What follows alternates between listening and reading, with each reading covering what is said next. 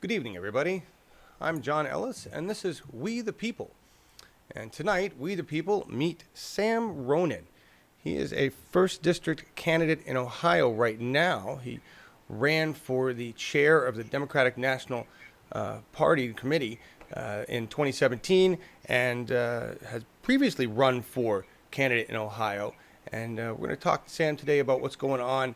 He's a big believer in unity, started Our Voice, which is something I'm very much interested in talking to him about.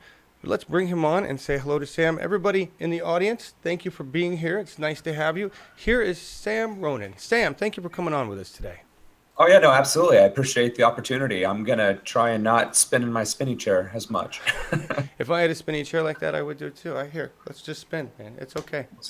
All right, This is not network TV. We have no advertisers to be beholden to. We can be normal human beings and just talk. That's what we're here for. That's what I like to hear. And Sam came complete with an actual green screen, everybody. If I'd had my shit together, we could have tried something like that, but that's nice. Next time, we're going to have Sam back on a lot because we've got a lot to talk about. Absolutely.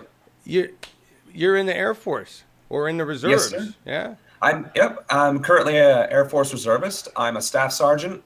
I'm a 3SO, which means I'm a personnel NCO. And right now I'm working at Wright-Patterson Air Force Base in the 445th. And basically I'm in charge of over 3,000 people's personnel records and all of the different programs that involves. I've also been a part of the development process of at least a dozen programs and streamlining them, teaching all the way from the lowest chain of command all the way up to the commanders level on how to use them and utilize them properly. That's really cool. I got to say, it's the first time I've ever heard somebody in the military actually provide detail of what they do. Hey, I could have just given you the acronym sandwich, right? Right. I am an M this, a Z that. Yeah, I know. And then it's classified. Everything else classified. Right. Right. It's classified. I'd have to shoot you. I get it. Well, then I'm never going to go there with the cop comparisons. My dad was in the military, by the way, and I'm just going to say this right now. We didn't have a chance to talk about it earlier, but he was the kid who went to college, went into ROTC, went to OCS, and he did it on purpose to go to Germany so that he wouldn't go to Vietnam in the 60s. So I can't slight him for it. At least he went into the military, but I was laughing when you said that. Hey, I can't blame him. Honestly, I tried to go to Germany. In fact, I had orders to Korea as a postal troop, which just basically means I would have been a special duty in South Korea with a follow-on to Ramstein Air Force Base in Germany, which is like the place to be in Europe and generally Air Force wide. It's just one of the most beautiful, robust, big, just bases. It's the center of everything. It's amazing. And of course, I'm German, so yeah, I already know where I need to go and what to eat and what to drink and who to meet. That's really cool because it appears that this is a bonus, everybody. As we learned from Marcus, we were talking about Marcus the German and Dennis the German. We got either Marcus or Dennis in the audience today, Laura, live and good? No, I think this is quite in the middle of the night for them. Yeah, that's right. It's probably like 4 or 5 or something. Right. Yeah, that's right. I forgot about that. By the way, the lovely Laura Live and Good working as comment moderator. I just want to say thank you so much for that, Laura. Really appreciate you're welcome. that. And everybody in the audience, we've got so many people that are here in the morning. Guys, thank you for being here. I appreciate that. What a great audience. Ramstein Air Force Base, Germany sounds awesome. You enlisted. You went the hard route. There is a difference. So what happened? You didn't end up going to Germany, even though you got family, your German family? So the joke was, or I guess the what happened was, I broke my ankle when I came home on leave to celebrate. And long story short, I wasn't able to go to Korea, which thus prevented me from going to Germany. Missed opportunity. That's all right. But, and you're on orders right now, right? Yeah, so like the reserves, when we say orders, it means you get to be paid as your rank and for some amount of time, and just for anybody who's listening, it's like, he's trying to violate the Hatch Act, No, there's actually stipulations on that, and I have already talked to my chain of command all the way up. Like I'm pretty sure the wing commander knows, like, do not give this kid more than the minimum amount that he's allotted so that he doesn't get in trouble. So I'm crossing my fingers for about 3 months worth of orders pay. That'll set me up for a good, 5 or 6 months worth of rent and stuff like that. So I can go up to a little bit longer, but I don't want to disclose that information in case somebody tries to pull some strings. No, totally. Like get me deployed. It's totally, and this is, I mean, you're running for office. You've got to have income. You also have to, this is what you're talking about is just overhead for having a place to live, but you also have to have money to run as a candidate, right? It's a totally separate deal. And never mind like all the traveling that I have to do, right? I mean, I don't have to go to Los Angeles, but I have to go to Los Angeles to support Kimberly Ellis, right? She ultimately lost, but that doesn't mean I didn't need to be there. That doesn't mean that meeting her in person and meeting Nina Turner in person and meeting Ro Khanna in person wasn't a wonderful thing, Nice. Like there's still a reason for me to go like to Montana and to Georgia to meet with John Ossoff, or go back to the DNC, or not to the DNC, but go to Washington, D.C. to try and meet with some of these people like Tulsi, like Bernie, like maybe even Tom Perez. It's not like I have any bad blood with the man. Really? I can just be like, really? Bruh. Even after the clip I saw from February? Okay, I will say this. I can be feisty at times, but I personally have nothing against him, and I would hope it's similar, mostly because, if the DNC chooses to leverage war against me, I mean, that's a machine that I can't personally fight against unless the entire movement collectively was like, what, screw that. We got behind Bernie all at once. We'll get behind him and prevent this from happening. So, right. But I'd like to not have to go through fighting the Democrats and the Republicans on two fronts. You know what I mean? Just on a military standpoint, a pincer attack is never fun. Very good. Very good. I have a strong question from the audience before just because you were just in California and people want to know what the fuck happened in California. Wow. Yeah. Like, so I was there. I watched the audience react to Eric Bauman or whatever his name is. And it was warm, right? He had his supporters. The stage was filled with yellow shirts, all 9 yards, right? They're like, ah. And he's a gay guy. He had his husband with him. It was wonderful, right? It was all like the makings of a progressive candidate. But then Kimberly Ellis went on stage, and it was like the entire room came alive. I mean, it was a palpable. I don't know how to. It was like the Bernie effect, right? And then Nina Turner was speaking, and the room was just fire. Like she could have literally been reading Dr. Seuss, and that kind of passion still would have surmounted. Nina does it. Yeah. Well, Nina does it, but then Kimberly started speaking, and it didn't peak or crest at all. It like continued to rise. Wow. Nice. Like. The support in that room was, I mean, there is no way that I can honestly say that she shouldn't have won based on that reaction. Plus the fact that the vote was within 1%. The vote was within 1%. So just before you go on with that, I just want to say Chad Luckies, who's a longtime Democrat, been following this stuff, says it was simply a matter of delegates not showing up. Is that true? Actually, that is kind of true. Alexis Edelstein, he's somebody who's been helping me during the DNC race, immediately after with Part of Our Voice, and he's also doing his own thing at the Bernie Democrats of California. But he was the one that was quoted and whatever, and that's why I'm bringing him up. He even said, like, that's a yes and no answer. That wasn't the main thing. The main thing was that it seemed like there was mob boss mentality going on from Eric. It's like threatening delegates who didn't vote for him. Like, that's the end of your Democratic career and stuff like that. Delegates not showing up, that was a reality as well. I don't know what the numbers are. I don't want to speculate, but I have seen numbers that looked like 300 and 400. But even if that's the case, that isn't an unwillingness of those delegates to have shown up. California is an enormous state. You can drive 6 hours and barely get anywhere. You know what I'm saying? So, and activism, right? The progressive movement is, pennies by pennies. So some of these people probably literally couldn't have afforded to go. And then there's proxies that voted and the whole other nonsense, which was there wasn't any verification of delegates' identity. Now, sure, we can talk about, well, you don't have, we're against voter IDs. Well, yes, we're against voter IDs because that is a democratic process that is being infringed upon. Whereas this convention and the DNC and the California Party and all these other party organizations, those are parliamentary. and there is a specific voting body, and they are selected and they are chosen, and there are rules and guidelines to who can and cannot be a delegate. Because by all rights, technically, I could have gone in there and voted. Technically, theoretically, based on what was going on there, I could have gotten away with going in there and casting my vote for Kimberly Ellis, and I'm a resident of Ohio. Right. Wow. Right. Well, yeah, we've seen. I think we've seen through what we got to see throughout the primary, and especially at the convention in Philadelphia, the lack of consistency, the lack of order, I mean, it just seems like the entire process, they never, I get the feeling that the Democratic establishment never thought they would actually have to be questioned about their process, because nobody else was ever going to ever see the process, you know? And to your point, and you know, these kinds of interviews and the answer I'm about to give may seem, you know, counterproductive since I'm running as a Democrat, right? But it's the truth. It's what I brought up in the DNC race. If you want to bring these people back, right? If you want to be the party of the people, you absolutely can. All it takes is a little bit of integrity, a little bit of transparency, and a little bit of accountability. Like, honestly, if the Democratic Party came out tomorrow, Nancy Pelosi, Tom Perez, and then everybody else said, you know what? Screw it.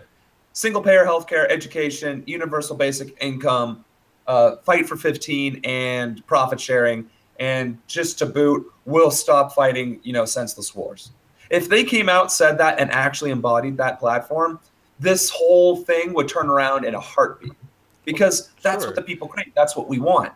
But the fact that they're not doing it, I have to lambast them. So remember how I just said I don't want the Democratic Party attacking me, but at the same time, if they're going to support me, if it's contingent upon me towing the line, then screw it. Like, then I don't want their support. Right. But if they support me and like give me resources with the understanding that my spine isn't, you know, getting any more crooked or you know, breakable, then I will accept their help. But those are the conditions. Like, I am not going to sell out. I'm not going to bend. Like, there are certain truths and there are certain things that are right that I will fight for, and that I will fight for unequivocally and unabashedly. Well, and that's something that they don't seem to realize. Well, I think they realize it very clear. I think they're just going to pick the candidates that they have a choice. They either work with you and decide that they can potentially bend you to their will eventually, or they run somebody against you and outmoney you, which is their two choices. That's true. And I wanted to bring that up. They have had to resort to dirty tricks. I mean, even if everything was just perception, the mere fact that the perception is there, and that they can't really defeat that perception with counter truth, you know what I'm saying? Mm-hmm. Then that already shows that we are winning. As in, like, the progressive movement, if we are bringing an establishment party to its knees, to even, and I will just be devil's advocate, for the perception of foul play and underhanded tactics, then what does that mean we're doing if we're doing it that well? You know what I'm saying? People are so discouraged that Kimberly lost, but what they don't realize is we lost by 1% against a machine when we barely even have any sort of centralization or pooled resources. Right. You know? And wasn't that, I mean, that's, Bernie makes that point a lot, and a lot of people ignore that. It's like I don't think we understand, a lot of people don't comprehend the size of the beast we are against. A lot of people don't understand the power, and they don't realize that we can't just go get rid of the people at the top. We have a long way to climb up bullshit mountain before we can do that. You know? And I want to use an analogy. You know, we view ourselves as a David and Goliath, or like, you know, me versus Brock Lesnar or something. But really and truly, that's not the case at all. It's closer to a Floyd Mayweather and Manny Pacquiao, like two people who are really competent and skilled, and one is just playing the long game and the other one's playing the fight game, right? Well, we got to flip the script. We got to start winning. We got to start working together, because we can easily win.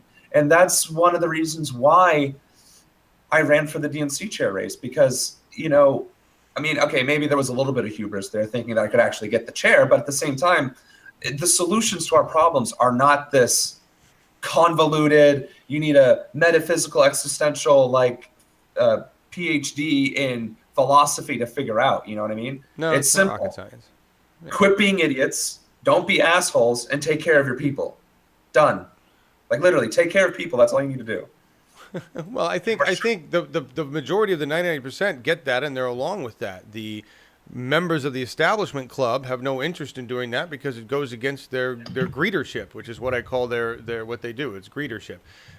You and I have both discussed the fragmentation of the part. I mean, it's obviously we've got a problem here. And it's not just a Hillary Bernie problem anymore.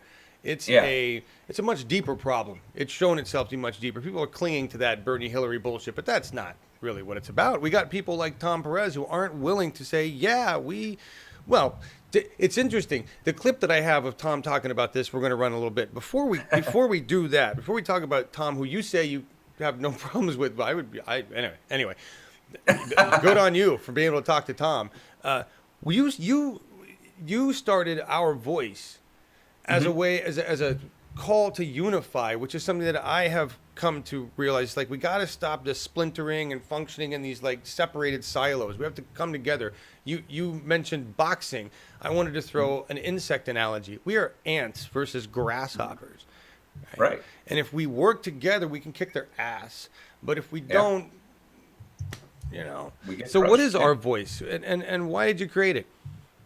Yeah, so Our Voice, and in order to talk about Our Voice, I have to put into perspective what the organization's about, right? Because we have Justice Democrats, we have Brand New Congress, we have Dem Enter, Dem Exit, PIP, we got, Draft Bernie, we got a bunch of different movements, right? Our Revolution and stuff like that. Yeah. But what do they all have in common? They're all trying to focus on a niche, right? And let's not just throw in the political organizations. Let's throw in activists too. Let's throw in the Women's March. Let's throw in Black Lives Matter. Let's throw in Planned Parenthood, right? And let's take it even a step further, community integration and outreach. Let's throw in the Boy Scouts and the Girl Scouts of America. Let's throw in the Big Brother, Big Sister Club. And let's throw in Rotary. And let's throw in all these other organizations, that are trying to focus on this individual effort. Well, I might add, because Black Lives Matter is certainly the new civil rights movement of the modern age. And Planned Parenthood is filling gaps of healthcare that poor people, not just women, but poor people in general, would otherwise not have access to, right? And of course, Draft Bernie Sanders and Justice Democrats, they all have their margins of success too, but they're all focusing on a niche. Whereas the big picture is winning, right? Of changing the system, of overcoming the corruption and eliminating the people in power and supplanting them with our own people, right? Sure. To have we the people's voices heard. And that's where the name came from, Our Voice. It is our collective voice, that of the 99%. We the people, what have you. I'm not trying to be cliche, but that's the whole point. Our voice is meant to be the umbrella, right? It's supposed to be the structure, the thing, the name, the brand that everybody is like, oh, I see that bird, I see that logo. That's good people, right? Whether it's a candidate, whether it's a business, whether it's an organization, Our Voice supports it. It fights for the 99%. But the Justice Democrats are fighting with the, Draft Bernie Sanders, which is fighting with the, Dem Exit and the Dem Enter, which is fighting with the Green Party and the Libertarian Party and all this other crap. When it's so simple, we do it all. Dem Enter is the correct path. Dem Exit is the correct path. Third-party structures are correct. Infiltration, destruction, sabotage, all these things. It is a full frontal assault against a machine that isn't just the Democratic Party or just the Republican Party, but a mindset of the American people that this is the way things must be, because that is the way things are, and that's just simply not true. We are fighting against a reality that is warped and corrupt. And as much as that sounds, that whole metaphysical, philosophical stuff, right? It's the fact of life. If we, though, instead, as people, came together and truly bonded our efforts, combined our resources, our donations, our workmanship, our volunteer efforts, and just truly did a down and up and across ballot campaign at every single level and just supported our candidates, regardless of what ticket they ran on, because, okay, ballot access is a real problem. But if we could all just find out where to go, one place to go to find out who to vote for, who we should support, who to vote on to choose all this, right? What activist groups are out there that are focusing on this thing, so when I'm not helping this candidate, I can focus on this, like clean energy or Black Lives Matter or whatever have you, right? And then, while I'm doing that, we can combine Black Lives Matter and the Planned Parenthood marches to be one super march. And you know what? Hey, LGBTQ, and hey, no ban, no wall. Come and join us. And every time we have a march, it becomes hundreds of thousands of people instead of just simply dozens or scores. So, you know? all right. So that's a lot of stuff. I wasn't even hoping for that. I was just hoping for a hub where we could actually get people to provide a representative from their individual groups that might be like, hey, can we share stuff going on and work together a little bit? And you really want to be a brand name where they look to that. And that's fine to go there. But I love the idea of just working together. What kind of reception have you had from any of the groups? You know what's funny? I've actually had really good reception. Like I'm talking to Jason Eno, I'm talking to Nick Bryna. Justice Dems has reached out to me in the beginning and stuff like that. I'll be going to the People's Summit, right? Erica Bloss reached out to me. She's the one that started PIP. And then I have a few members from Wolfpack that are helping out with the organization. And we do have partnerships, Take Back Elections, Politics Are Born. Young fantastic. Progressives of America. That's all it takes. That's all it takes is to show a solidarity there. Hey, we've got it's like a union of revolutionary groups. That's all it is. And I want to be very clear. Our voice, the brand, so to speak, is literally just to get everybody at one table. Picture our voice as the table and everybody we just talked about in those chairs talking. Our voice is just the table. Yeah, that's all I want our voice to be. Yeah. Everybody else needs to be working together because, like I said, we're working in triplicate or in more, or we're working against each other, right? Justice Democrats and brand new Congress working together is great. It solves that problem. But now we need to bring Dem Enter and Dem Exit working together too. And that can happen, right? Because we need to infiltrate the party, but we also need to help support the outside movement as well. That's why it's a full frontal assault. And we can do that by working together. It's like, all right, y'all are going to stick with Dem Enter. We're not going to get in your way. And at the same time, we're going to try and build this outside platform, which is, what have you. And we're not going to contradict each other. We're going to share our resources, build this outside platform, and we're going to get our people pushed forward. Well, but I mean, really, when you distill it down, what you're saying is what Bernie has been saying all along. Focus on the issues. Yes. Right? It's focused on the issues. So people this bugs the shit out of me. And Laura knows that I talk about this all the time. And Laura, we're going to come to you in a second here and see if there's any other questions. But because I see people posting Dem Exit and Jilly Love. I see you, Jilly Love, because she's all Green Party and shit. But it almost seems like, and I voted for Jill Stein. So just know that. In Oregon, I voted for Jill Stein because I wasn't going to vote for Hillary Clinton. And I wasn't going to write Bernie's name in. I just said, let me give a mark to the Green Party. All right.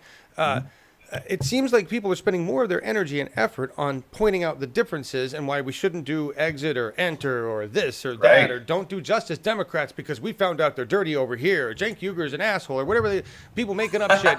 And and it's like every minute we spend on that is another minute lost actually fighting the enemy.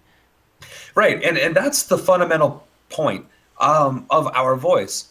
Do whatever the hell it is you want to do, but don't do it against others. And if Justice Democrats gets their candidate nommed, support them. And if brand new Congress gets their candidate nommed, support them as well. Yes. There are like hundreds of thousands of elected positions.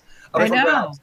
And they don't all have to have one label next to them, right? Like we just need to know that this is the guy, right? If for Congress in Ohio's 1st Congressional District, it's me.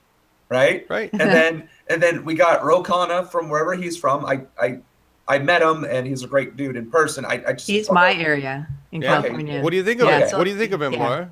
Here's the thing. I've not studied him. I have not studied him closely yet, so I cannot comment. I've heard opposing points of view, and I need to make up my own mind. All right, Sam. Yeah, and same thing, but like I met him in person, and here's the thing: I walked up to a sitting congressman, in blue jeans and a pink Kimberly Ellis T-shirt, and he handed me his card.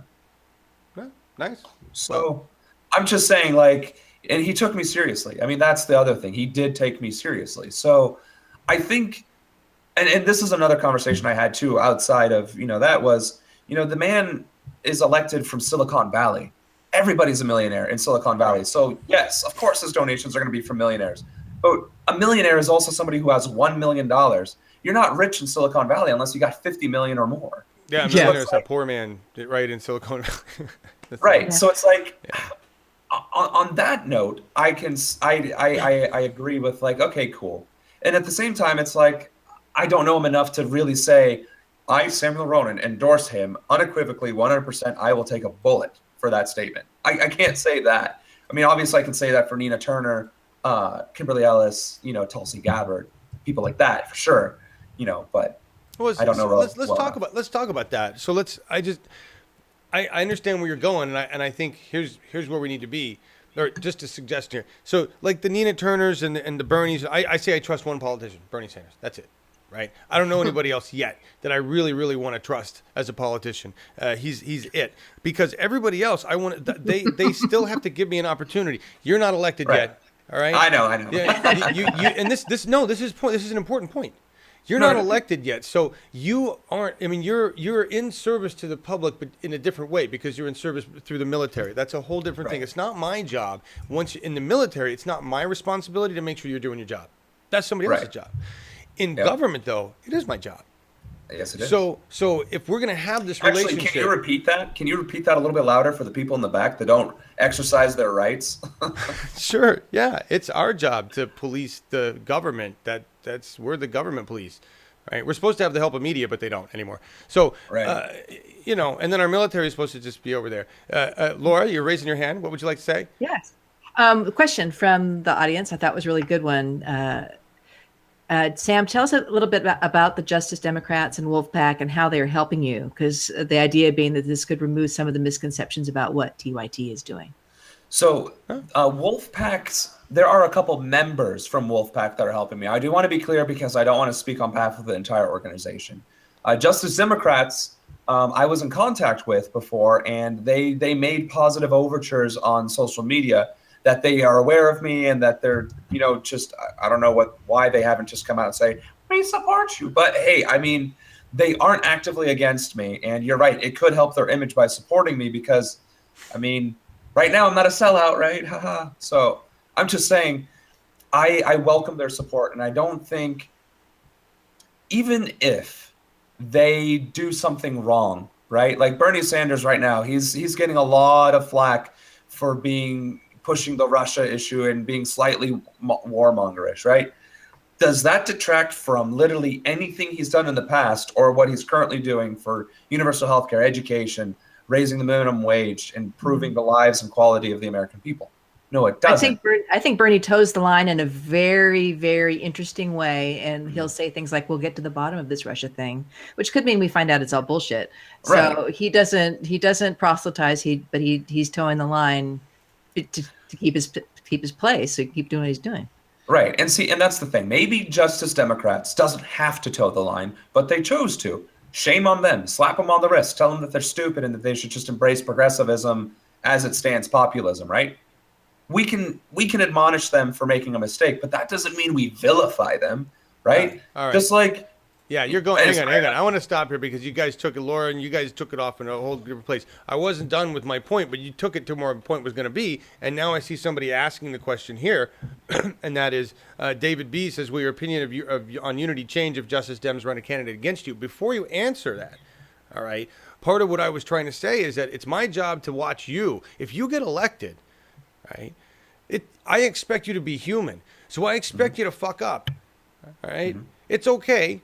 Even the Catholics, that's the big thing about I'm ex-Catholic. They say, it's okay. You either pay at the plate or go confess or do things. Everybody says, we're human beings. I expect you to make mistakes, but I expect you to be accountable to those mistakes. And if you are accountable to those mistakes, it's going to make it a lot easier for us to go, all right, what are you going to do? Fix it, and let's move on forward. Right? Yeah. We don't even have representatives, politicians that will even admit to mistakes at this point.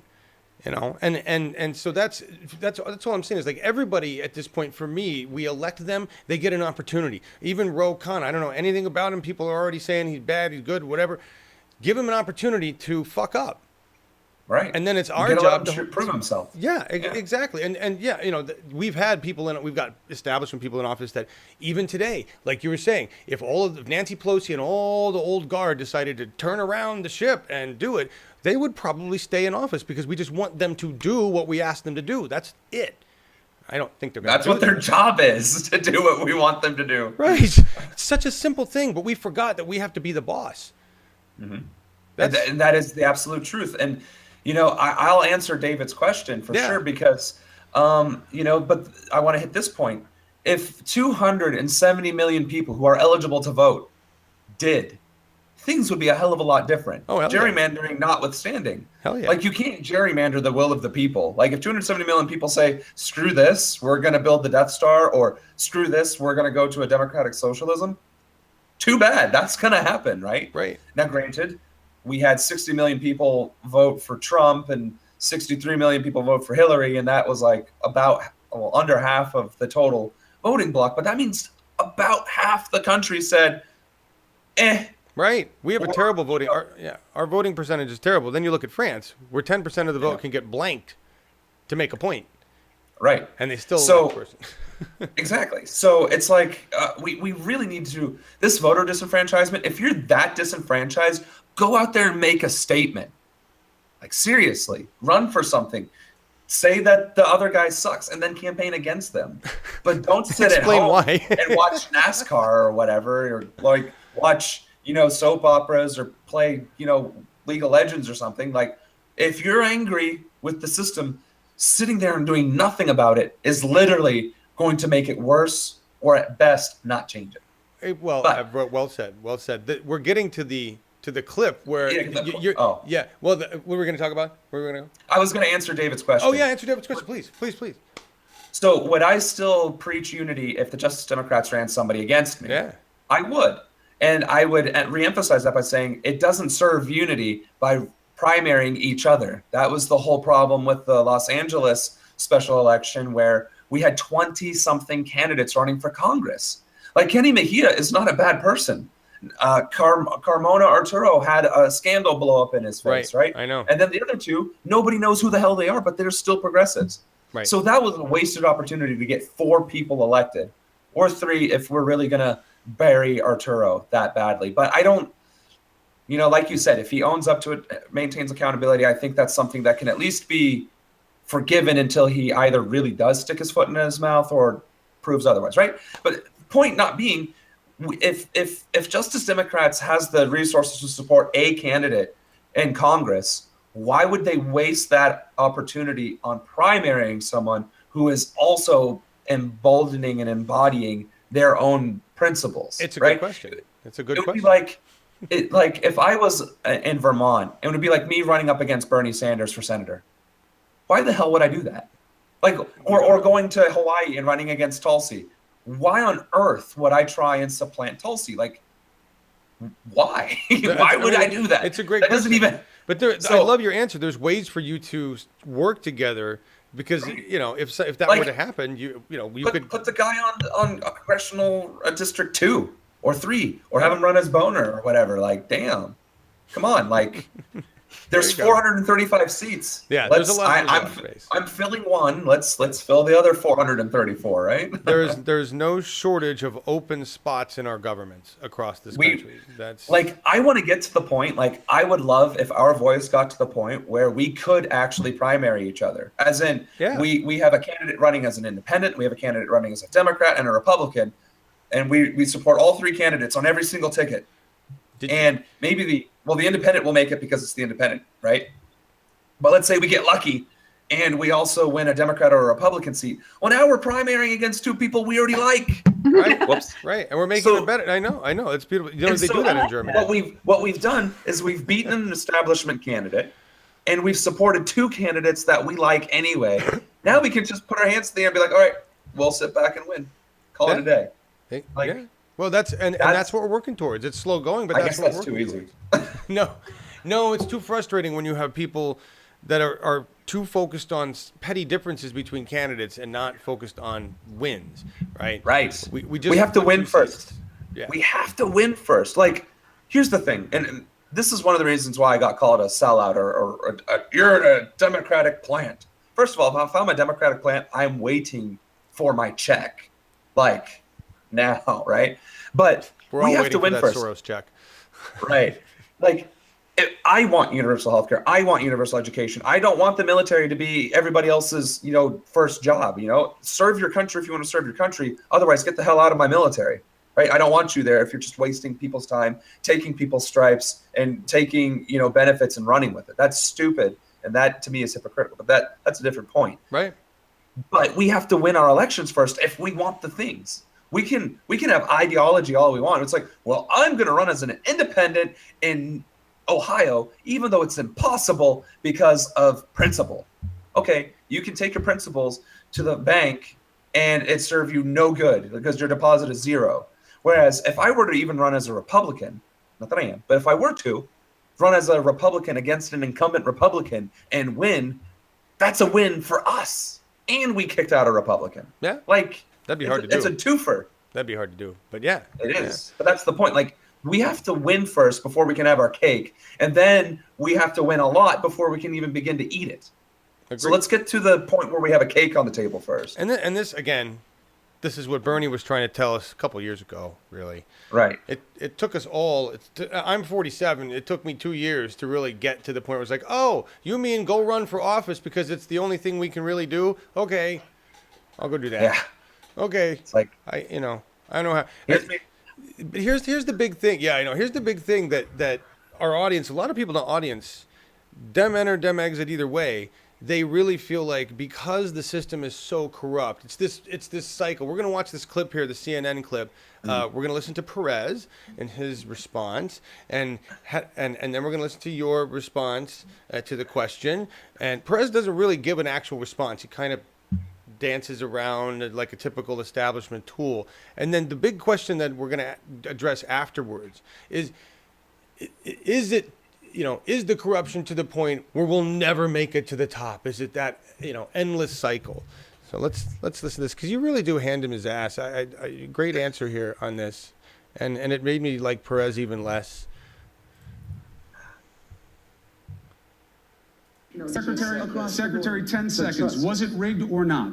Again, the process, because of the absence of transparency, it created that crisis of relevance. And it created the distrust that people didn't trust the outcome. Mr. Ronan, was it rigged or not? Thank you. I was going to interrupt anyway. The point is, not only was the primary rigged, it was also rigged all across the country because the DNC has never allowed outsiders or brand new people to rise through the ranks. It has always been an insider game, and it has been that way for a very, very long time. That is where that lack of trust has come into play.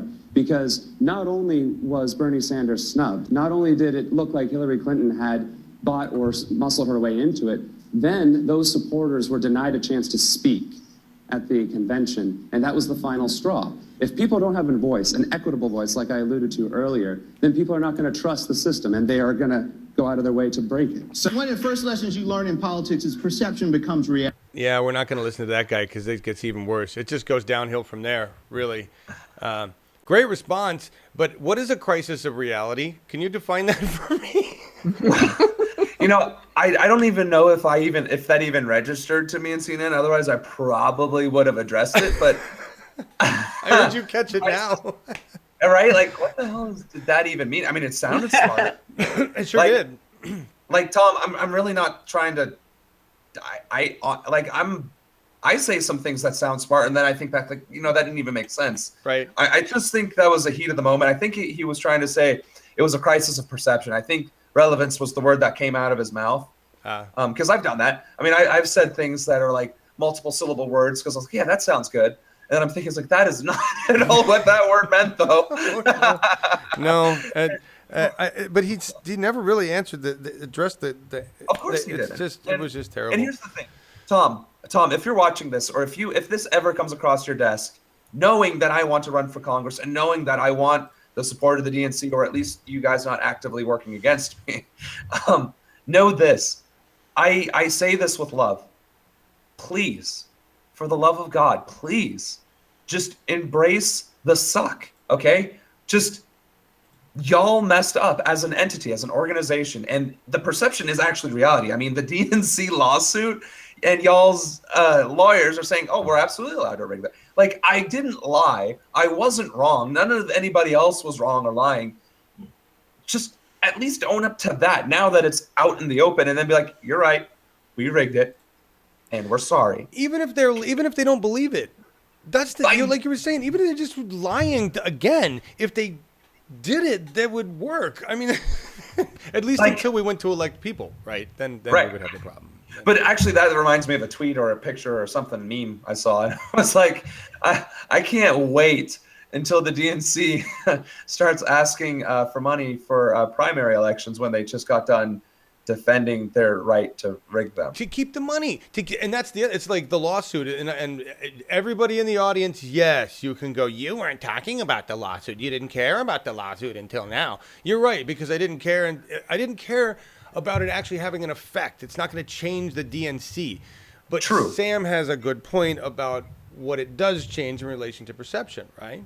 Mm-hmm. And I mean, it's like my thing about the DNC lawsuit is that it is a terrifying reality that a major political party, something that does decide the fate and fortune of millions of Americans at all levels of government, can arbitrarily choose its champions, its people, its candidates.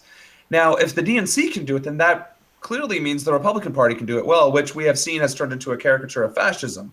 And I say caricature lightly because if you're not laughing, you're crying or screaming, right? So it's dark comedy. It's a dark comedy. Yeah. So if the DNC can do it, and that sets the dangerous precedent that it's okay by law, then that means the Republican Party can do it. And then literally all these elections are nothing but show. And considering the fact that most states have it legislated already that in order to get ballot access, you have to submit your signatures to the Board of Elections, which is comprised of Republicans and Democrats, and 99% of all of them. And the fact that they're going to be the ones vetting those signatures for authenticity, they're not going to want competition anyway. Aside from the fact that they're choosing their own candidates, and aside from the fact that they can, like it just throws away any sort of illusion. And then, yes, at that point, yes, your vote does become meaningless because you are literally frivolously voting for the person that they are going to go out of their way to prevent from getting into elected. So this lawsuit literally determines whether or not the United States of America becomes a dictatorship.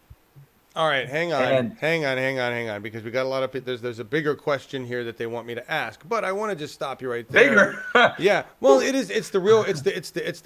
I have a feeling I know where this answer goes. You and I both probably, but I want to see if you got something different on me. They're not. I don't think they're going to like it. But really, in reality, you're saying that the lawsuit itself. We've seen the legal system at this point be kind of the only stop to this runaway fascist clown circus, right?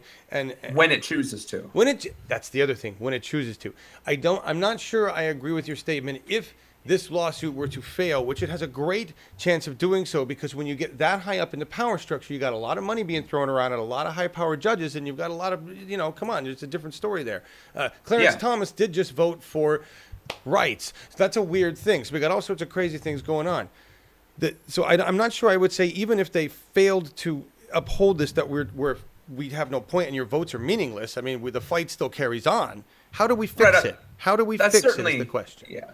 I mean, sure, that might have been a bit of hyperbole, and that's fine. I'll admit to that. But to me, it kind of, we have to fight back. We obviously do, right? And yes, maybe it's possible to rig 435 seats and 100 besides, right? Or 33 every 2 years as well. Maybe that is possible.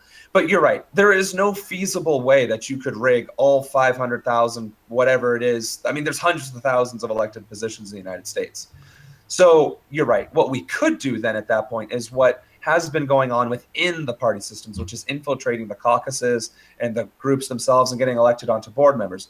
What we have to do, and to your point, and the answer is we have to play the long game. And that is why I started Our Voice, because that's the start of the long game. That's why I approve of every single initiative out there that is trying to combat the system, because they all need to happen and they all need to work, right? Because one of them is going to be the catalyst that brings it all crashing down. And then we will be ready at that point to fill the gaps, right? So what we have to do is persevere and realize that we will lose. We will lose in Congress. We will lose in the Senate. We will lose in governorships, all the way up and down the ballot. We will lose, but we will also win. We will win 1%, 2%, 5%, 10%. We will win some amount of those seats, and then we will win again. And we will win again and again and again until we do become the majority. Whether that takes 5 years, whether that takes 10 years, whether that takes 20 years, we will persevere. We will be victorious because that is who we are. It's just a matter of keeping that focus. Again, what did I say? If 270 million people want to do something, that something will get done, no matter how beneficial or harmful. Well, It's a matter of engaging and showing that path, galvanizing people to action. I don't know. Lori sounds an awful lot like Bernie and a little bit like me. He's a lot more articulate about it, but seems to be similar. Is that I'm probably not the answer they were looking for. We've got some dubious folks in chat, so this is Burn it to the ground. I see Take Metalhead the saying serious. "fuck the long game." So I'm not going to play devil's advocate completely. I'm going to play climate change focus because we don't have 20 years, right? don't. Where do you stand on climate change? I mean, it should be the number one issue for everybody right now. Well, I mean, the sun is a finite source of energy, right? 4 billion years from now, it's gonna wink out, and then.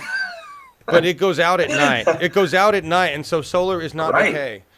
Yeah. Solar is not okay, and wind, is also finite. If we use wind, then we don't have air to breathe. Right, And, Chris. Yes, I know. Some of these arguments are actual arguments used, but really, I mean, we don't have 20 years. Look at what's we don't been have happening 20 right now. years. And what's even worse is we don't have to wait 20 days. We don't have to wait 20 hours. We don't have to wait 20 freaking seconds. The technology is there, and so is the resources. I mean, Tesla freaking created solar panel roof panels for crying out loud. Yeah. Like, I mean, it's not. And then we got electric cars, not just Tesla, but like I've seen the Chevy Cruises and the Ford Fusions.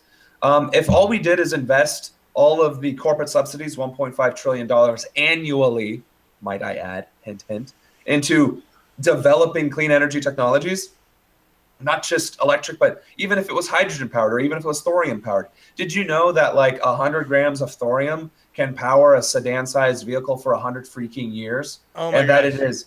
And it's like a leftover residue from uranium, and it's more common than like dirt. It's You're ridiculous. the first candidate ever to mention thorium reactors, and there are tons of people in my audience who are like, "Oh my God, you just won their vote." I'd say that right now because they talk about that alternate source of energy. I think we all see, even people who are very disconnected from what's going on at the bleeding edge of technology. I'm a big nerd like you are, so I'm right there with you, and I report on Right. science daily. So yeah, I'm absolutely right. I know, I see the enhancement in everything. It's like science and our Right. engineering is headed at have light thought? speed towards this and crazy stuff, and then our government is working towards the dark ages as fast as possible. The Dark Ages, but specifically the Dark Ages. Yes. Like, actually, the definition of them: a theocratic, Christian-based society that shuns intelligence and science. Yes. We could be having this conversation on Mars right now if it wasn't for the millennium worth of Dark Ages. Like, it took the Renaissance and the Enlightenment era just to get us to steam engines. I mean, and that was 400 years. And you don't realize, and you know your history too, but I always laugh because the one thing we couldn't affect during the Dark Ages was the comet or the asteroid that came down and actually did fuck up the climate for a while. We had a little bit of climate change back then too, and that affected crops and everything over there in Europe. Right now, we're seeing the devastation of North America, and it's really not being reported that way on mainstream media. Of course not. The drought in California is just a minor inconvenience. Right. Never mind the fact that Nestle's pumping what little water was left for like literal pennies on the dollar. Never mind the fact that Flint's water supply is still screwed. Never mind that we're destroying our own lands with our own resource gathering by fracking, by using, guess what, that same water that could be going to either of these and more locations so that we can get oil, which is nothing but poison in any form or fashion that it results in. Because yes, we use petroleum to create our plastics and various other resources and products, yet hemp literally, not figuratively, not metaphorically, not somewhat, literally can replace everything petroleum does. Like hemp creates a reality. This can be turned out of hemp. Anything short of like Hempcrete. actual steel. No, we can do hempcrete. I mean, we can't do steel. We can do hempcrete. We have that. Build Right. houses out of it. I mean, I wouldn't even put it past some of these, engineers, these weed engineers. I'll just call them that for fun, right? I wouldn't put it past them to create aircraft paneling. I Sure. would not put it past them. Why not? I'm Why just not? saying, like, Hemp has so much potential. It does. We're really, it's wow. So you're definitely a very progressive candidate, and certainly in a lot of ways, material science, environmental science that I would not have expected. You know a lot of things that I would not have expected. That to me, I love it. 4 years of what? 4 years worth of research after the government shut down. Oh, nice. The problem I see is that you'd be a great candidate in Oregon. You're probably not a great candidate in Ohio's first district. I don't know. What do you think of it? What's your demo like out there? You got Shabbat, and there's, from what I read in the articles here, he's been in. We talked about this. He's been in for a long time. He did lose an election and came back, so we know he can get kicked out, right? What is it going to take? What is it going to take to combat this guy? 4 million, 6 million? Hey. If y'all want to throw $4 million into my campaign fund, I'm not going to say no. My audience is loaded. Fat stacks. Awesome. Good. I'll take those 27 at a time. But for real, the reason why elections cost money, then I'll answer the question because I got some opposition research. Right? Nice, wonderful. See, I am prepared. By the way, I'm not just I'm gonna run for. Good. Oh, that was first, right? I have had that happen. The money is arbitrary, right? Okay, fine. There's X amount of money that I'll need to spend on yard signs, handouts, and flyers, right? And there's going to be X amount of money that I'm going to need for like travel expenses, right? But the money that needs to be spent is on my field directors and my volunteer coordinators, right? The reason why these campaigns cost millions of dollars, not hundreds, but millions, it's because of these ad buys, right? Right. Radio is literally the cheapest form of advertisement out there. If I flooded every single radio station, AM, FM, and like regardless of genre of music or what it talks about, even sports or whatever, and just bought an ad there, I would spend less money doing that for a year than I would buying a month's worth of ad buy on the television. Yeah, absolutely. Right. It's expensive. Ad time is expensive, but that's where you reach the viewers. That's where you reach the disconnected, right? And honestly, if you gave me $3 or $4 million, I would be able to pay my volunteers, which I would much rather do. And I would like to pay them a significant wage. I mean, at least something that warrants them like missing out on work or sleep or family, right? $15 an hour seems pretty reasonable. Upwards of, whatever I could afford. With $4 million divided by 50,000, I mean, that's 80 people that I can pay outright a very good wage. Or it's several commercials spent over a couple months. I mean, that's, Yeah, I mean, whatever you choose to, focus on. But right? I get it. In other words, we had a lot of issues at the beginning with these costs and stuff, and a lot of people were complaining about people needing money, right? Yeah. And where to get it from. It's you a need resource. people. If I had 1,000 volunteers, that would be worth way more than $4 million. $4 million.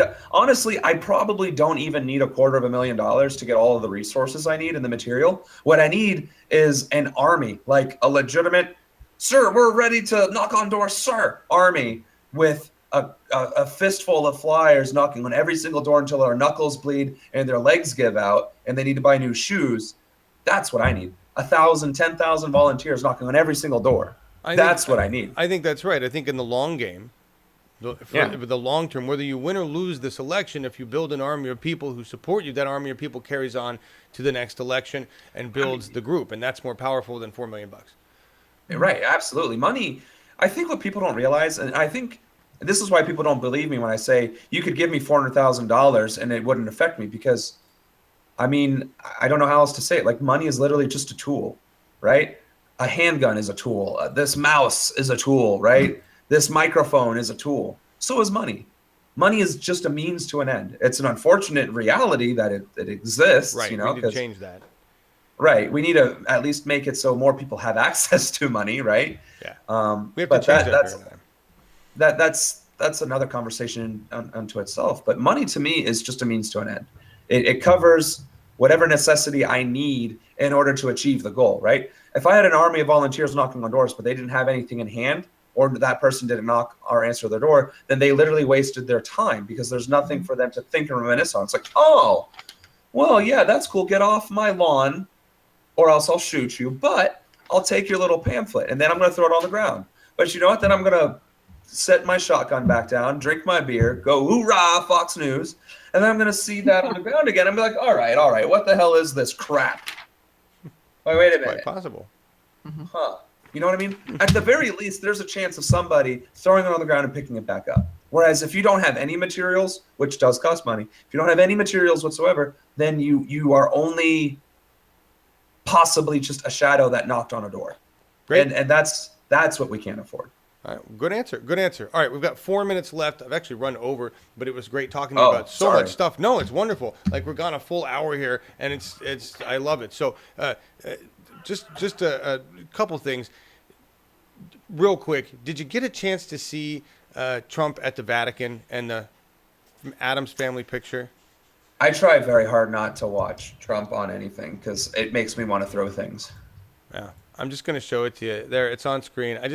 This is George Takei's comment on it. Who died? Oh, yes, democracy. I mean, he's not wrong. No, but you see how far away the Pope is from the rest of the gang there? That tells you something right there. He probably had to give himself like 3 Hail Marys. And yeah, pretty gross. I just wanted to bring that up. You got 5 minutes. And I'm Roman Catholic too, so I'm allowed to say that. Are you practicing Catholic now? I'm not practicing, but it's like on my dog tags. So if I get shot and killed, you'll see that between my 2 teeth. Interesting. Yeah, I'm recovering Catholic Roman, trying to deal with the whole thing. So I understand. I totally understand. That's why I bring up the popage. That's all. People seems to be the important part here. When it boils down to it, it's people focused on the issues in their towns, right? That's what we need to win this thing. If you get somebody like Justice Democrats or Brand New Cars or one of these groups to come behind you, then they help with these funds. They help by creating materials. They help you. That's part of what makes this unifying so important, right? And even more than that, they help me. They elevate me. They elevate themselves by elevating me, and I in turn elevate them. Yeah. It's the true essence of what trickle down ought to have always been, which is the more something happens up top, the more it comes back to the bottom to bolster it. I mean, that's the absolute, that is the theory of trickle down. It's just not the practice or application. We can fix that. We can actually support each other in politics and not fight each other, which is stupid because we don't even have footholds at the moment. But we could be elevating each other and then elevating each other in kind. It's just, it makes too much sense to me. Maybe that's why it's not happening. No, we just have to get everybody together on it. You've got a few minutes. You want to give a stump speech why people should be voting for you, although it's not officially announced, but you want to just take a few minutes to talk to everybody about what you're about? Yeah. So, guys, I want to just have like a little fireside chat here, right? I'm not running for Congress because I think I'm the greatest thing since sliced bread, nor that I'm the most qualified person in history to run for Congress. I'm running for Congress because there is a need that is going unfulfilled. Our voice, that of the American people, is simply not being heard.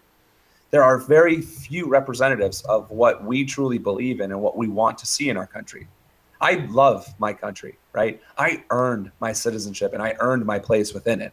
I am fighting for my country and I have fought for my country in active duty. I was stationed in Japan, right? I have done my part to fulfill my legacy of service and giving back. And I want to continue that legacy through Congress. In some small way, maybe I can make a difference to give somebody else an additional foothold, to give more and more people so that we can make those changes. I don't like seeing children starve on the streets. I do not like seeing veterans homeless on the streets, shivering or dying due to adverse weather conditions. I do not like the fact that there are fathers who forego cancer treatment because they don't want to put their families in debt after their death. I do not like seeing the elderly forego medications to eat or to eat and forego medication because those are the choices. These are the things that I cannot personally abide as a human being, American or otherwise.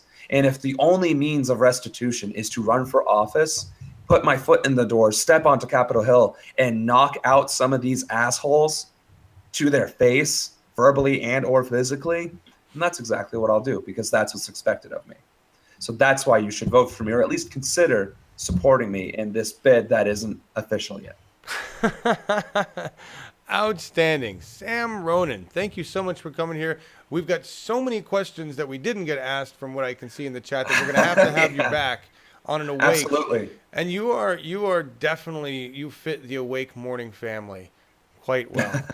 So Oh, I yes. appreciate it. We must come back. We want to talk about fracking in Ohio. There's all kinds of things people want. And I know we could get you started on that. But we won't. Hey, But I'll things- just start adding, this to my schedule, all right? Yes. Okay. Great. We do it in the mornings. We'll set that up. That's fantastic. We'll talk. Yeah, absolutely. And Laura, so we're going to go out here. We're actually going to go out with a song, guys. This not something I would do with We the People. Laura was like, "Hey, you got a song?" And I was like, "No, I don't do a song."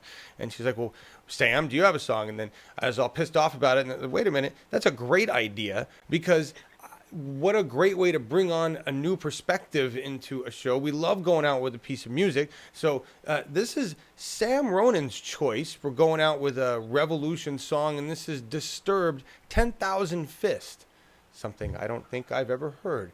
So this will be awesome. We thank Sam for being on here. And there are links in the description of the event, everybody. If you want to help Sam, there's a link to donate. If you want to volunteer for Sam, get in touch with him. He's on Facebook. That link's there. The Twitter link is there. This is what we need to do, right? And this is how we change our government. Even if you don't agree with the long game approach, right now you can agree that we need to help progressive candidates like Sam. And that's as far as we need to go, right? We can get to the details later. Thank you, Sam. Awesome. We're going to have you on Awake, man. Laura, Thanks, Sam. Laura, Live and Good, thank you so much for everything You're you do welcome. and making this show really good. Thank you. And everybody in the audience, thank you, Metal. I hope you have a better day. I don't know what's going on there. Everybody, we will see you tomorrow on Awake with John and Marcus. Disturbed, 10,000 Fist.